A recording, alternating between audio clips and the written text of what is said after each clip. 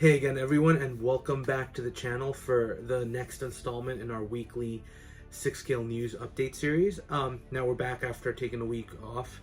Last week there was literally nothing. Hot Toys at the end dropped the Anakin Skywalker, which we're going to talk about today.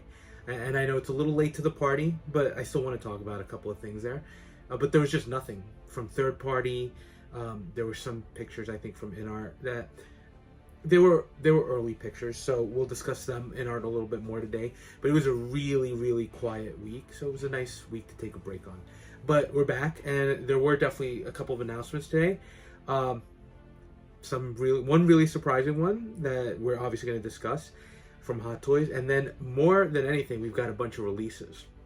So Hot Toys dropped 3 items, right? And Inart is basically dropping their Batman. Some of these are not without controversy, as is typical in our 6-scale world. So I'm going to try to stay away from that and try to just discuss the releases. Again, this isn't going to get into, for example, the Inart Batman. I'm not going to get into the Hot Toys versus the Inart, which one is better. I will mention the two in comparison a little bit. But yeah, we're not going to try to dive into this one company is better than the other, or nitpicking either one. So just if you're looking for that kind of controversy, I'm going to try to make sure I'm going to try to avoid it at all costs. But look, let's start with announcements, because there's really nothing news-wise that came up, unless you consider some of the teases at the cinema convention that's going on right now. But let's jump into announcements. And this morning's announcement was the Armored Batman 2.0 version from BVS. So look, let's start first with this. It's not the first time we've gotten a re-release, right? We got the Tactical Batman 2.0. There is, even in these pictures, there is a little snapshot of the Armored Batman hovering over a prone Superman. I don't know if that's a tease for Superman 2.0 from BVS. Be very curious to see what they're doing, right? Again, it feels it is going back to the well a little bit, and maybe it's because we're a little light on new movies, new TV shows. DC is definitely slow at this point until the James Gunn Superman launches. So, and Marvel's slow. We've discussed this a lot, right? Star Wars is the only one that seems to be popping at this point, and everything else is just taking a little bit of a pause. So it's curious. I do think it shows that Hot Toys is going back and looking back at some of these older releases, right? They did already the Batfleck 2.0 as well from this movie. So I wouldn't be surprised to see a Superman 2.0, another Wonder Woman as well, even though we've already gotten the WB 100, or the first kind of artisan prototype version. But look, let's look on this one. And I do own one of the originals. So when the original came out, it came out in 2 versions. It came out in a standard, and it came out in what they called a chocolate, I don't think it was chocolate chrome, it was just a chocolate edition, which was more sleek black look for the armor, right, with a very shiny elements. And for some reason I ended up getting that. I thought to myself, with the rain for that final battle, that one seemed to be better. And then after that, as a convention exclusive, Hot Toys released the battle damage version, right, which included the spear with the kryptonite tip. And there were third-party companies doing that spear as well, because there was a demand for it. So this essentially combines the 2 releases, right? At least in the deluxe version, because there's a standard and deluxe. We're going to focus on the deluxe.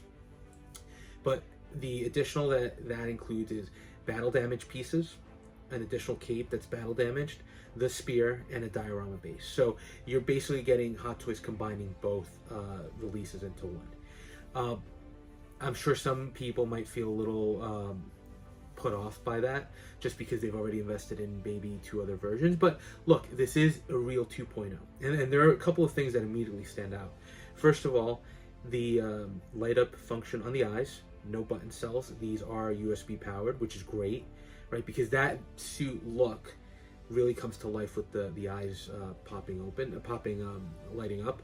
So that's great. And then the spear itself is also USB lit. So that is to me, that's already a great improvement over the originals. Now, the next thing you get is these are going to include die-cast parts, right? And there's a picture towards the end where Hot Toys kind of outlines which pieces have the die-cast. That's awesome. A die-cast Batman, armored Batman, pretty cool. There are also comparison shots between the previous MMS release and this one. Again, you're seeing some slight variations. The proportions of the body are different. You can even look at the panels on the knees and the armor, definitely refined. And even the belt. And Hot Toys makes a point about the updated weathering and the paint apps. But even the belt is a little bit more gold, whereas the original one was silver. So they're definitely good updates. For me, not having... So I have the chocolate version, again, which differentiates it a little bit, and not having the battle damage version, this is definitely very appealing, and it's probably something I'm going to pick up because I can get both looks, right? I definitely want that damage version, and I love the spear. And you guys know I'm a sucker for diorama pieces. I love the diorama base. Is it original and new? I think it might be. Or it might at least include components that put together form something new. And I like the fact that you can actually place the spear down on it and just have it displayed almost stabbed into the ground. I think that gives you a nice visual display. As far as the figure itself, it looks great, right? I think the updates to the weathering that were done and the paint apps definitely bring it to life. I think you could definitely still see Ben Affleck underneath. He's got the standard accessories. It was a great, for me, it was a great looking armor in the movie, right? And if you watch The Dark Knight Returns, right, it was a great throwback to kind of some of the look from that graphic novel. So I do appreciate the look of the figure overall, and I think that what you're getting here with the ability to swap out the figure all in one package is awesome, right, from a display perspective. So definitely one that I wasn't expecting from Hot Toys.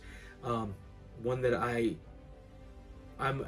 you know, if I did own the battle damage version, I might be passing on this, because while I do like the updates that they did, this is where, as collectors, right, you have to kind of judge for yourself. And for me personally, I think there wouldn't have been enough updates to make me jump on this. But not having that piece, I feel like I'm definitely more inclined to get this, because I don't own the previous version, and it's nice to have an updated version. And the diecast and the USB parts really come to life. So great release from Hot Toys. Again, BVS is a personal favorite of mine. I know not a lot of people, or it split the fandom a lot, which is why we ended up getting into the situation we are now, where essentially Snyderverse is done and so on. But I think it's a great piece, and I'm curious if you think that the Batman that's splayed out, the Superman that's splayed out on the ground is an indication that we're going to get a BBS Superman 2.0 at this point, because it does feel like Hot Toys is giving us a little tease, like they like to do with some of their figures, to say this is definitely coming. But great release, definitely something I'm looking forward to ordering. I don't know if it's going to be a day one pre-order. I'll keep an eye on it because I'm still catching up on a couple of things, but definitely one that I'd like to get.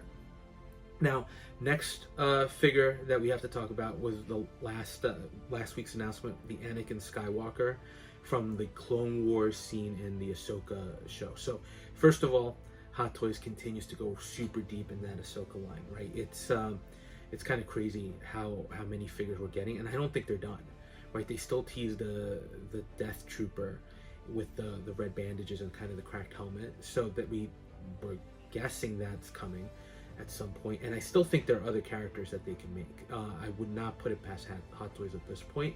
It looks like the Ahsoka line has been extremely well received, which is why they're going so deep into it.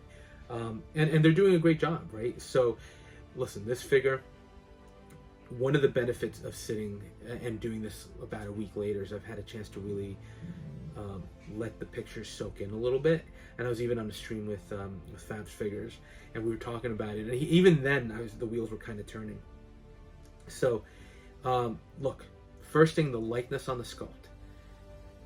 It's 100%, Hayden Christensen, Anakin Skywalker. I mean, it's an amazing looking sculpt, from the details to it's just really, really, really well done, right? So I definitely appreciate it. What threw me off a little bit was the expression, because it's an expression that's not necessarily conducive to, it's not an angry expression. It's not an expression of for combat stances or gritty. It's almost, because he's supposed to pair up with the 6-scale Ahsoka figure, the young Padawan. It's almost like a very paternal looking look of approval, or of not sympathy, but just of welcoming and trying to kind of encourage his student. So at first it threw me, because I thought it's going to limit your display options. But I do think in some of the poses, especially even with the lightsaber kind of up, he looks good with that, and with that likeness, and as an Anakin Skywalker, I think he's definitely a figure worth looking into potentially getting.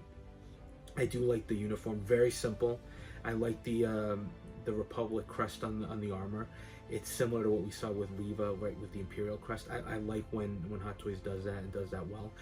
Again, suit is very simple. It's very basic as far as a figure is concerned with the lightsaber. What I do also like about this release is that the lightsaber has those blast effects for parrying. I think all their figures should come with that at this point. It's awesome, right? So I definitely like that. And I like that they've taken some innovation. And as far as the sculpt, again, sculpt looks fantastic. And the hair, even though it is sculpted hair, at first I know, even I thought there was a possibility this would go the artisan rooted route, right? I think Hot Toys did a really great job with the sculpts here. So definitely a nice looking figure. I think it's at $265. Again, one that I'm going to keep an eye on, and FOMO may win out on this one, and I may just jump onto it when it goes blue screen on Sideshow at some point, because it is a nice looking figure, right? It is a nice looking version of Anakin if you don't have any other versions of it. And since I'm just jumping back into Star Wars, although at this point I do have a bunch of their figures, again, it's kind of a nice addition to have. The other announcement that I actually want to touch base on, and this will be the last one, is from Easy and Simple, and they're launching their 10th Special Forces Operation Group Recon soldier. So look, I love Easy and Simple. I think they do some great budget-friendly military figures. I do think other companies like Soldier Story and Dan Toys are just a little bit better. But again, for what you get for the price point, it's a really great deal, and they do great work, right? There's still a lot of awesome detail on the uniforms, on the equipment, on the gear. Now, this is interesting, right? Visually, you immediately look at the pictures and he kind of stands out a little bit apart from some of their previous releases. There are a lot of reused parts, from the helmet, the night vision goggles, I think the rifles too, right? They're just, one of the things with military figures, and I've seen Easy and Simple do this, is there's a lot of reuse of parts, although every release does tend to have at least something new to them, right? Whether it's a piece of gear, a weapon, a new helmet, new something. It changes from figure to figure. So look, this one, I don't think I'll be getting this one, but it's interesting if you're looking to expand your military release. I mean, the big thing about this one is essentially there are two things that stand out. It's the ghillie suit, obviously, right, which is clipped on, right? It has a separate headpiece and a separate piece that goes over his uniform. It's interesting, right? It's not exactly what we've seen in some more involved sniper pictures from active duty snipers, but it's interesting. I don't know if this is accurate. I just personally don't like the look of it, and I don't think I need it. But again, doesn't mean it's not accurate. It's just something that's not necessarily the best. Now, one of the things I did like, and this is the second thing, is, and I don't think Easy and Simple has done this before, but correct me if I'm wrong, they're giving you an alternate sculpt that is fully painted with camo, with green camo and different shades of it. So I think that's awesome to give you another visual look for your figure. Now, as far as appearance, sometimes they do things to look like certain characters. This one looks like, I don't know if any of you have watched the show SEAL Team on Paramount Plus. It used to be, I think, on CBS, but there's a SEAL on the show that basically he's the wrangler for the K9, and he's the one that looks like they're trying to recreate that image. So look, I like that they're giving us that camoed sculpt. I'm not exactly thrilled with the kit we're getting on this one. I would have liked to have seen actually a picture of the figure without the kit on, without the ghillie suit on, because I think the bulletproof vest that he has and the vest itself, it's a little different, or might give you a little different appearance. But look, another easy and simple, still churning things out and giving us slight variations and slightly different things that might be appealing to you. So just more releases coming out. But so now we're gonna get into releases, and we're gonna start with figures that I'm definitely looking to get. Again, to figures that I have less of an interest with, and these are where we're going to have the two controversial topics a little bit, or at least that I've seen be controversial in the community at this point. But the first release, which I'm excited about, and I may be the only one, is the Thor from Thor: Love and Thunder. It comes in two versions, a standard and a deluxe. To me, the one that's appealing is the deluxe, and it's specifically because of that helmet, right? I've got a couple of Thors with the helmet look, right? The Thor from the original movie, he's got that nice helmet, right? I got the Thor, the Gladiator Thor from Thor Ragnarok with his helmet, right? So we've gotten previous versions, but this is like a full face mask. Look, I think it could be a little wacky, right, at times. I'm even accepting that. Yeah, it could be a little weird. It could be a little much, right, with all the projection. It almost looks like an armored Wolverine mask at times. But I like it, right? I think visually it's a different look for Thor, and having his full face covered, it makes it a different figure, right? That would fit in well with the other versions I have. I also like the color combo, right? The blue, the yellow, the golds, and the blacks just really make for a nice visual looking figure. I think it turned out great. I haven't pre-ordered this one. I am looking to get it, but I am playing this game, and I could be wrong. On Sideshow, the standard version is already on waitlist. The deluxe is still available, so again, I'll keep an eye on it. But I have a feeling this is one of those last pieces that was released when Hot Toys was unfortunately announcing too many figures, and they were releasing way too many, and Sideshow was buying too many. So I have a feeling this is going to sit for a while, and I'm just going to keep an eye on it, because if I can get him for a discount, I think I'll be even happier. Because I like the way it turned out, and I like the way the Thor Love and Thunder line is really turning out. Gore was awesome. Valkyrie was great. This Thor looks to be another great addition. It's maybe a better line of figures than the movie deserved. And I can't wait for Mighty Thor either, the Jane Foster figure. So I think altogether they're going to really make for an awesome display. And in a Marvel display case too, I think they're going to have enough of a visual pop to set them apart from everything else. So another great release, super exciting for me. I know a lot of people aren't because of the movie and it's another Thor, so I get it. But for me as a Marvel collector, very exciting. Now, next release we got to talk about is the Inart Batman. Now, this video was from the Inart Weibo account, so it is their unboxing. So I'm just going to play it in the background while I talk so you guys can take a look. But the reason this is controversial is I think last week towards the end, Inart released a couple of pictures that showed their figures not in the best light. And even I partook in some of that conversation. And one of the things I'd mentioned is I'd like to wait to see them in hand, because you never know, right? Pictures, I've taken pictures of my figures that I think look awesome, and when you look at the pictures, they look terrible. So it's good to now see this unboxing, right? And I think the figure's starting to get into people's hands, and we're starting to see it. Look, I think it turned out great. And the video I'm showing, there's a rooted, and then there's the deluxe that has the bat signal. I didn't get that Hot Toys version because I didn't need the bat signal. But for Inart, there's the rooted version, and then there's the you could have gotten just the Bruce Wayne or just the Batman, and they had the sculpted versions as well. So I'm looking at the sculpted versions here. I do think the likeness is pretty amazing, right? And I don't have the figure in hand, so I'm just judging based on pictures. But I don't think there's any denying that Inart did a good job with the likeness. I think the suits look great, right? I think the clothing looks good. I think it's another really good looking appearing figure from them. And without having it in hand, I'm not going to judge on the quality, right? But from a visual appearance, I think they did a great job. It looks great, especially the sculpted, right? The rooted, I think the rooted Bruce Wayne looks good. I'm not a big fan of rooted in general, so that's why I don't want to really comment on it, because I feel like it's a little biased against it. But their sculpted one turned out awesome, right? So I have to give them credit where credit is due, and I'm looking forward to this. Gives me hope for other figures that I've ordered, like the Paul Atreides, because I think if they did a good job like this with the sculpted, I think I'm going to be really happy with that Paul Atreides that I ordered from them. Now, listen, I have the Hot Toys version. I'm extremely happy with the Hot Toys version. I think that, to me, is one of their best figures of the year so far, and it was worth the wait.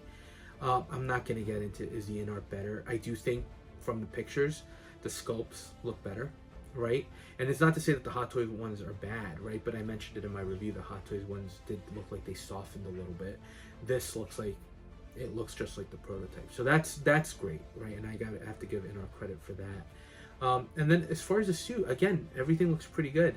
But I don't know that, and look, you might say, oh, you're just saying that because you don't have this. And that's maybe a fair point. I think it looks great, but I think my Hot Toys version looks equally good. So I'm happy with what I have. But I think if you're going to get the Inart version, and hopefully if quality is what you expect based on the visual appearance, I think you're going to be happy with it, right? So it looks like it's a solid, really good release.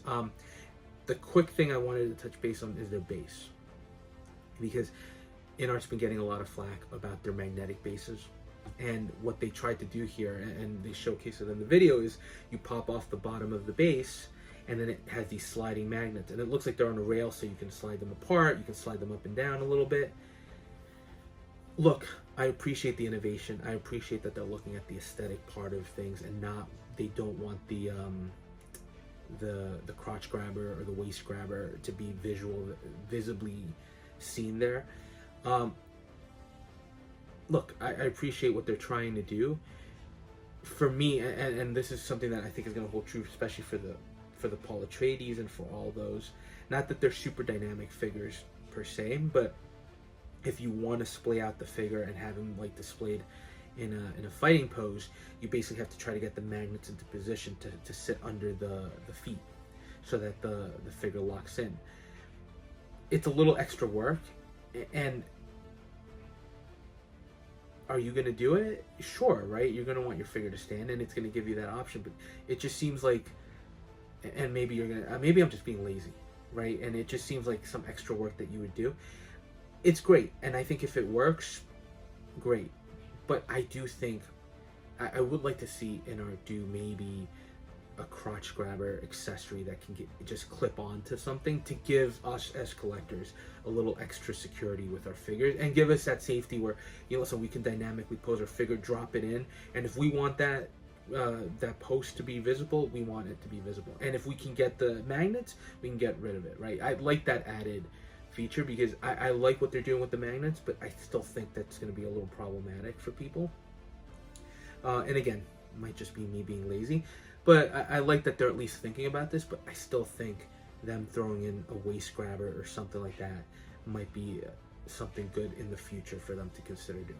But again, in our Batman releasing, hopefully another batch system is really painful at times. So hopefully this gets to people quicker, and it's not as delayed. And again, I think if you're getting it, it looks great. Hopefully the quality is there, and if the quality is there, I think you're in for a great figure. And look, if you have the Hot Toys figure is great too. It's a little cheaper too, so up to you. But I think either version that you're gonna get, you're gonna be happy with. So now let's move into the next topic, and this is a Hot Toys Batmobile from the 1989 Michael Keaton movie. So Hot Toys had teased that this was coming out already. It's been released. I did not pre-order this.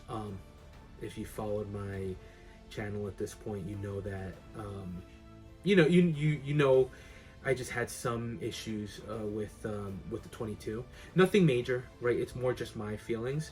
And I had the Jazz Inc. version on order, and then I decided to part ways with that. So hopefully somebody who really wanted it was able to jump onto that pre-order, because I know that the Jazz Inc. is waitlisted. and he does have a wait list open, but hopefully somebody managed to get that order. But look, Hot Toys released theirs. The one thing that sticks to mind is this is going to be something where I think it's going to come down to price point. The Hot Toys one is what, $750 plus shipping, right? The Inart, the Jazz Inc. one is going to be closer to the $1,800, $1,900 mark. So you're talking about a big price differential there.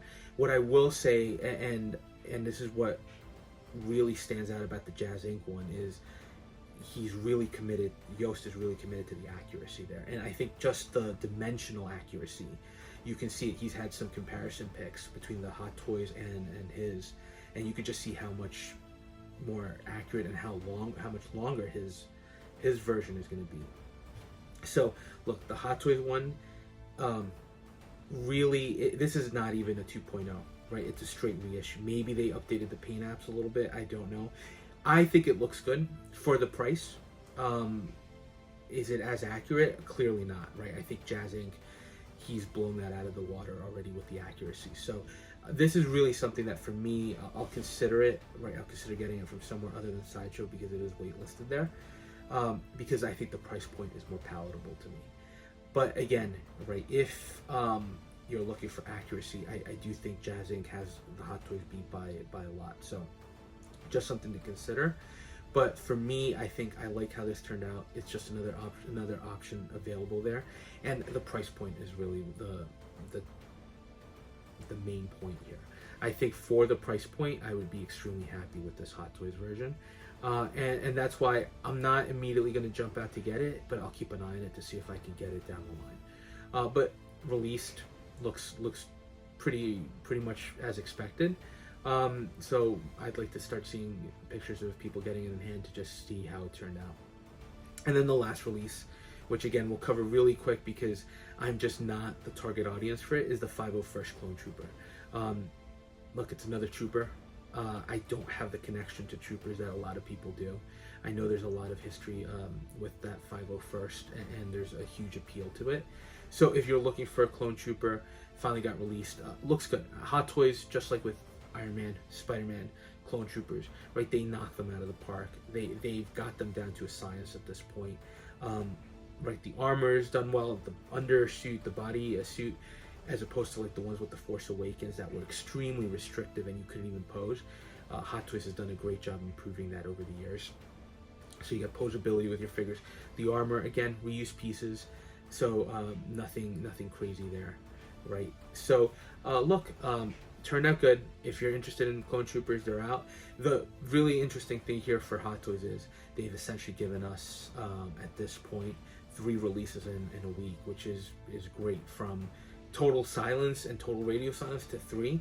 We've got a lot of stuff that's in the docket and the queue that's supposed to be coming out imminently, so be prepared. I think we're going to start seeing a lot of things drop. But nice eventful week, right? There's a lot of nice things to discuss, so let me know your thoughts on this. Let me know if you're getting any of these, or if you disagree with any of the takes, or if I missed anything that you think might be worth looking into. And as always, thanks for watching. And if you're enjoying the content, please consider dropping a like, comment, or subscribing, and we'll touch base on the next video.